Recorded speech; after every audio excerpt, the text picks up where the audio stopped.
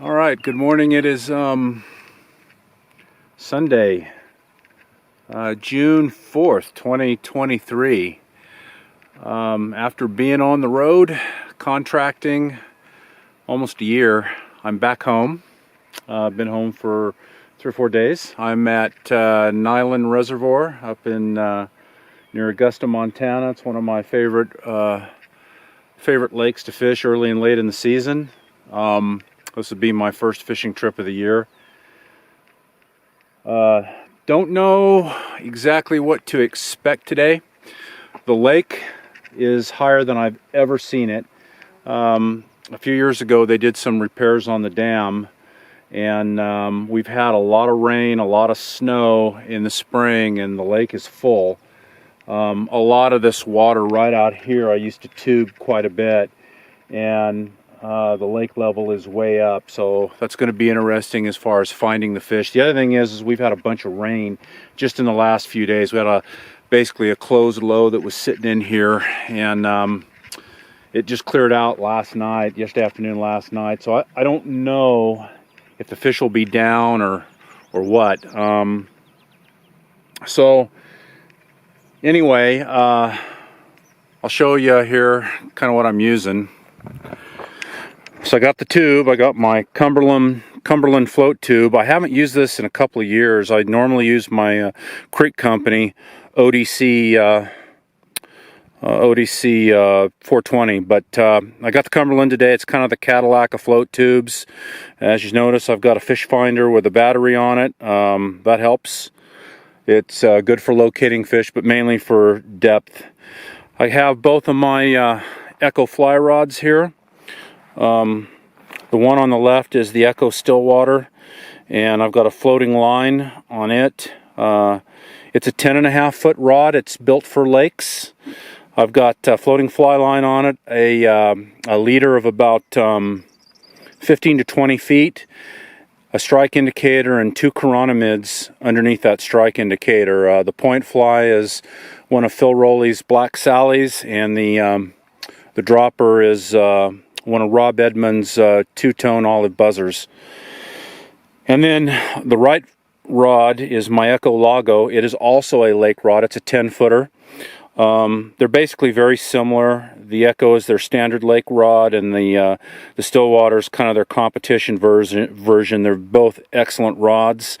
The Stillwater is just a touch crisper, but the Lago, I liked it so much when I bought it, I bought a second one. But anyway, on it I've got a Dye 7. Actually, it's a Scientific Angler Sonar Stillwater.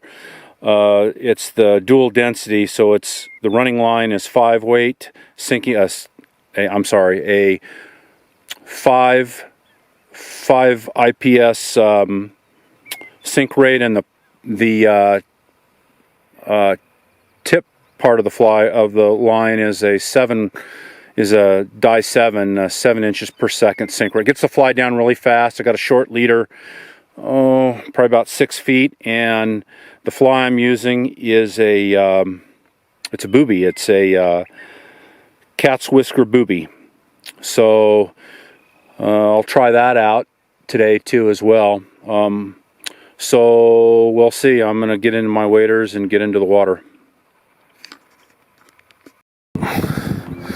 Well, finally, I've been in the water a while. I've had a couple of misses, and I finally have hooked a fish, and he looks to be a nice one. If I can just get him in, let's get the net out. He's a nice fish, very nice.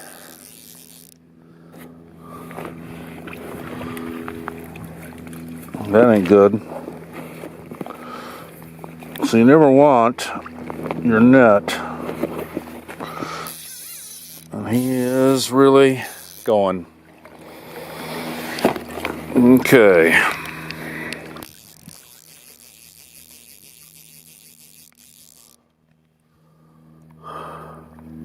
I can just pay attention here and stop messing with other things.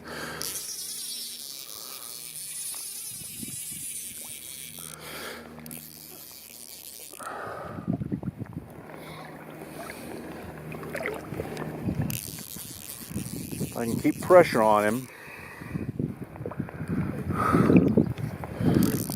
But what happens is they get in back of you like this, and then it ain't. Well, he's nice. He's a nice fish. He jumped too.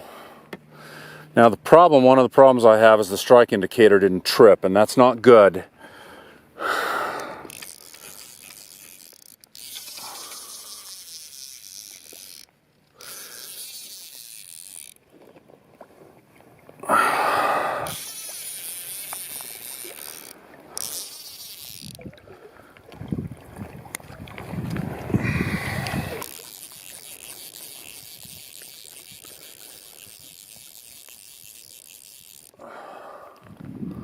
So patience with this fish is going to be the key to getting him in. He's a nice fish. You can kind of see him out there, maybe.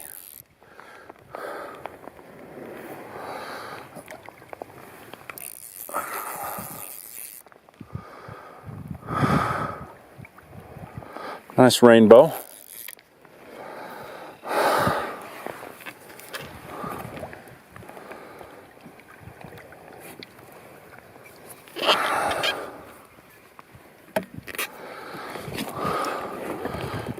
Let's see, he may not want to come yet.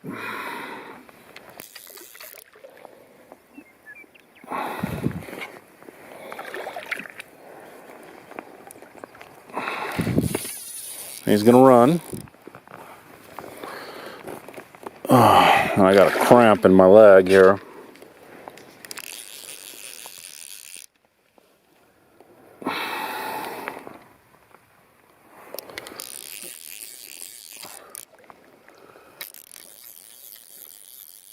Let's see if I can get him.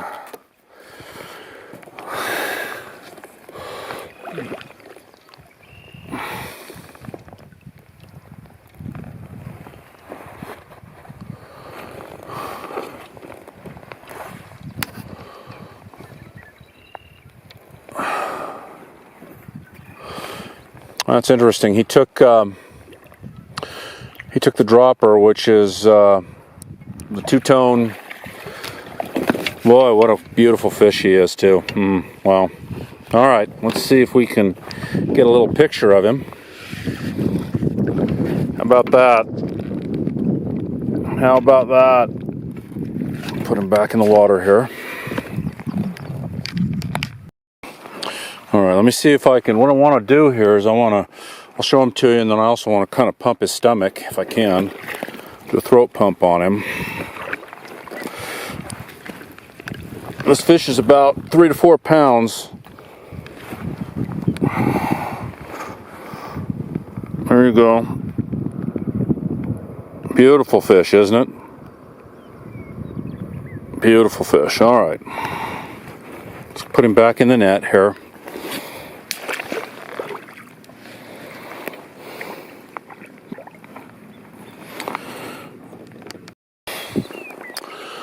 So it's almost noon. So you can see all the birds, how they're flying low near the surface of the water. That's because there are calabatus duns that are starting to come off. I've been seeing them here for about the last hour. And that's what the birds are keying in on, and I just missed a fish because I wasn't paying attention. Because I was talking and showing everything, and I wasn't paying attention. All right, so I've got the indicator and the flies. I've set for about 12 feet. But yeah, that's what's going on. Is we got a calabatus hatch coming off, and I wonder, that fish that I caught here a little while ago, I wonder if maybe he had hit the two-tone buzzer, the olive two-tone buzzer, but it has a very light cast, much like a calabatus nymph might, and so I'm wondering if the fish took it for that. I don't know, but I'm thinking maybe when I have a little bit of lunch, what I may do is I may change the bottom fly and just put on a little Calabatus nymph, Denny's Calabatus nymph, and fish under an indicator like this and see what happens. I don't know. Interesting, but that's what's going on. So it's just after lunch. It's not quite 1, and I took my Dye 7 sinking line off, and I switched to a floating line with a sink tip on it, and a Denny's Calabatus nymph. And I've had, just in the last 10 minutes, I've had 2 strikes, and then I've hooked this guy. So they're keying in on these Calabatus. It's interesting. There's a lot of duns, but what's very interesting is I'm not seeing surface takes, and usually, oh, there we go. Another nice fish.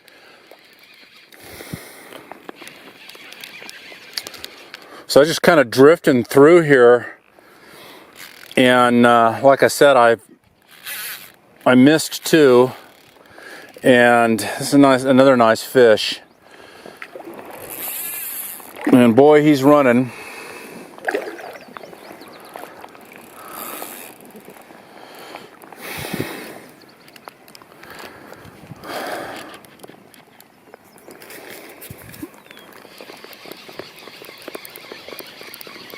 So I figured these fish would be keying in on these Calabatus. They're keying in on the nymphs is what they're doing. And this looks like another decent, very decent fish.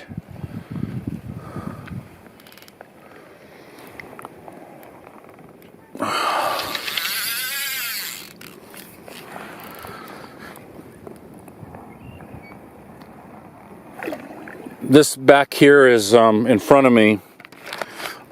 It's basically, that's the inlet side of the lake, but it's a big deep flat, or it's a big flat with a lot of weed beds. Should be really good fishing this time of year. You can see all the birds, and that's probably where a lot of these nymphs are coming off. They come off in, 6 foot of water, not really much deeper than 6 foot.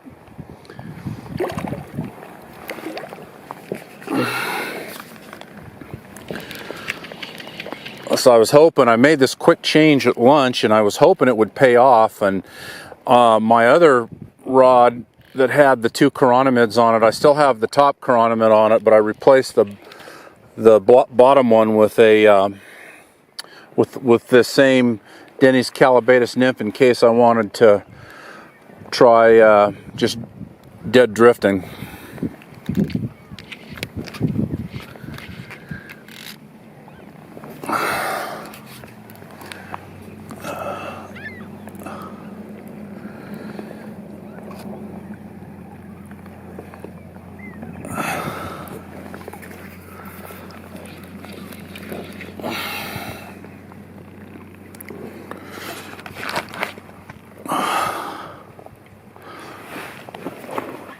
Get the net in the water. This one's not quite as big as my first fish, but still very nice. This reservoir, it grows fish fast. This one's probably about 2 pounds.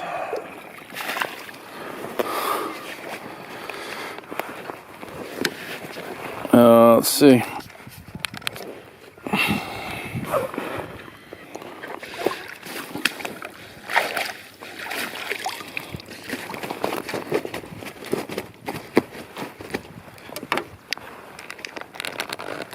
There you go.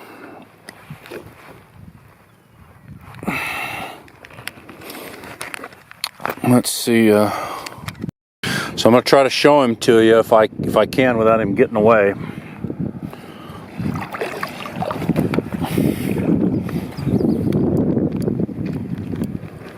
Little football. There we go. Little football. This is probably an RLE. I don't know.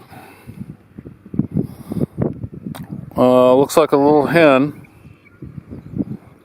See how football shape it is? All right, back you go.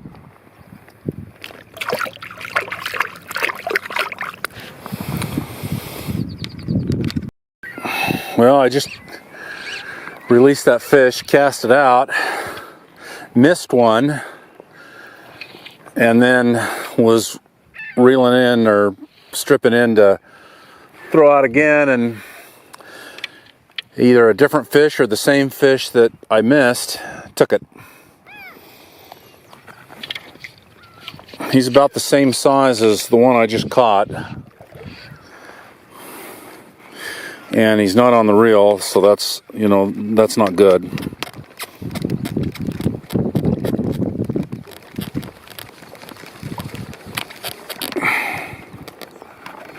And that is definitely not good. Okay.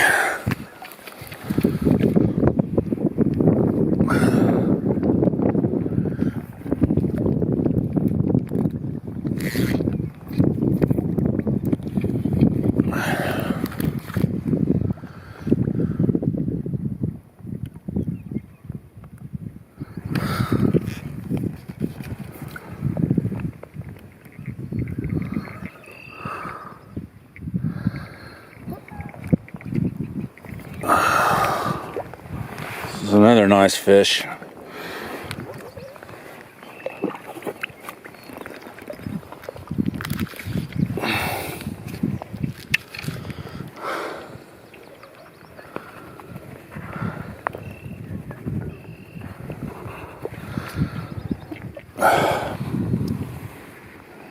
And boy, he's trying to get me in the bottom there. Oh, my goodness.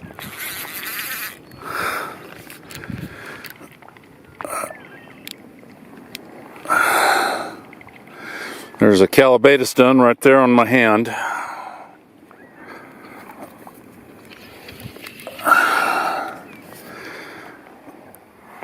So they come off in the early summer, late spring, early summer, also in the fall. But typically in the fall, the batches are much smaller.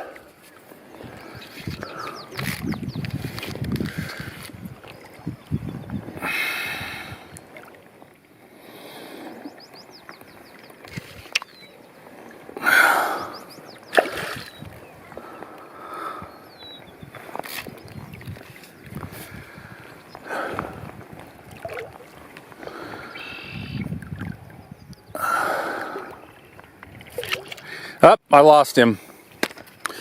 So what happened was he couldn't run and he popped off. That's what happened. I hope he didn't take the fly. He may have. Yep, fly's gone.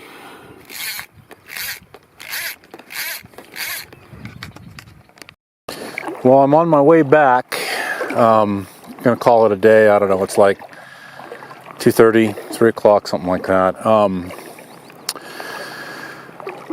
The calabatus hatch, just like that, it went off right about just before 1:30, right after I lost that fish, that last fish.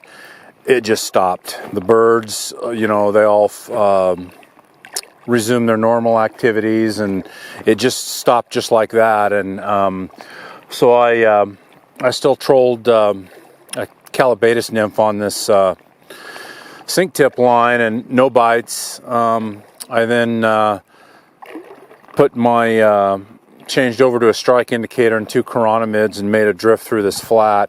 Nothing. This lake is crazy. It'll do that. You'll catch. It'll be really good. It'll be really good for an hour or two, and then it'll just turn off. And it does this to me all the time up here. Usually I catch a few fish, which I did today, And then it turns off and doesn't seem like there's anything you can do, and I tried a variety of things. But anyway, it was a beautiful day up here. Part of it was my fault. I saw the duns starting to pop up probably about 10:30 or 11, and I should have changed over right then and there. At least rigged up the sink tip and done that, because they were, the fish were coming shallow, intercepting those nymphs and emergers as they came off. And so that's my fault for waiting too long, which a lot of times I do. But other than that, it was a nice day. The first fish was probably 4 pounds. The other two, oh boy, the second one was probably, I don't know, 2.5 pounds, maybe 3. And then the one I lost was slightly bigger than the second one, so he was probably about 3.5 pounds, something like that. A lot of nice fish in this lake if you can just catch them. It's always just a few fish, usually. I haven't hit it red hot, or whatever is red hot for this lake, but it's always a good lake to fish, and it's a very technical lake. So it's always, it's a good place to learn to stillwater fly fish and hone your skills. So anyway, beautiful day up here, and that's it.